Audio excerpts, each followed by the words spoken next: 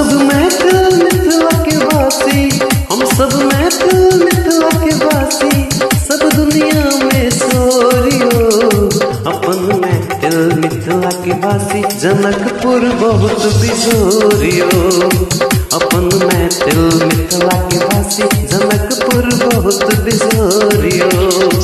हम सब महफिल मिथिला के वासी, हम सब महफिल मिथिला के वासी, सब दुनिया में सोरियो अपन महफिल मिथिला के वासी, जनकपुर बहुत बिजोरियो अपन महफिल मिथिला के वासी, जनकपुर बहुत बिजोरियो।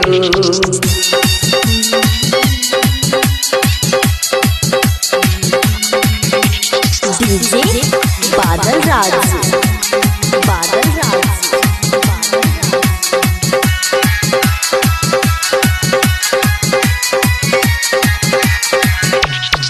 यही मिथिला में माई जान की जगदम्बाजी हैवा, भगवान राम ऋषि मुनि संग यही धरती पर हैवा।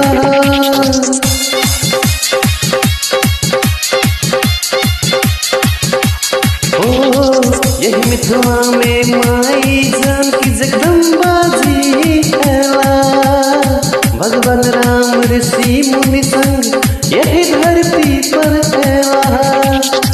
राज ऋषि छल राजा जनक जी, राज ऋषि छल राजा जनक जी, सब दुनिया में सोरियो अपन मिथिला मिथिला के वासी, जनकपुर बहुत बिजोरियो अपन महफिल मिथिला के वासी, जनकपुर बहुत बिजोरियो।